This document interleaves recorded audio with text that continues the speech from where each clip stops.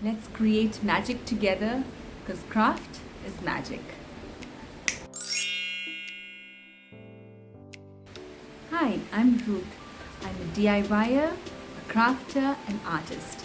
Come share this journey with me as I show you my experiments of crafts and DIYs, and I hope you try it with me.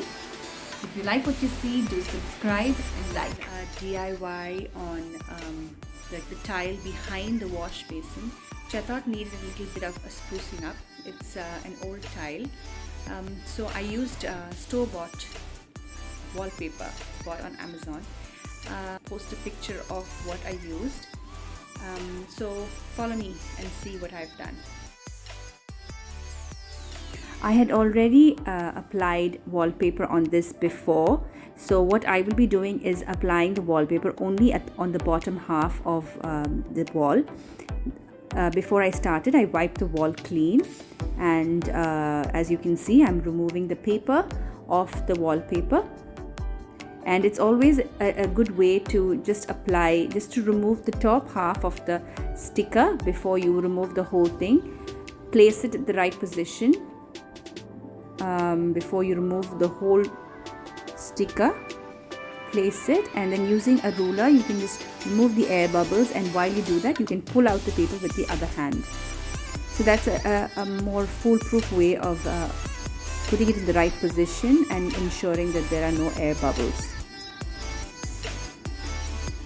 These wallpaper stickers were individual. You could get them in individual tiles, so it's easier. You can ensure lesser air bubbles, or you have lesser messier issues. Beforehand, before sticking this on the wall, you can place all these tiles in the design that you like. You can do different permutations and combinations and see which combination suits you better. What I also did was I used sellotape and I stuck these wallpapers, all these tiles on the wall, just to see how it would look before I remove the sticker, so that you have an idea of what it would look like before you actually stick it. This last portion did not have enough space for the whole sticker, so what I did was I trimmed the sides of this sticker to fit the wall perfectly. So that's something you could try as well. Don't be disheartened if it doesn't fit perfectly. You can always improvise.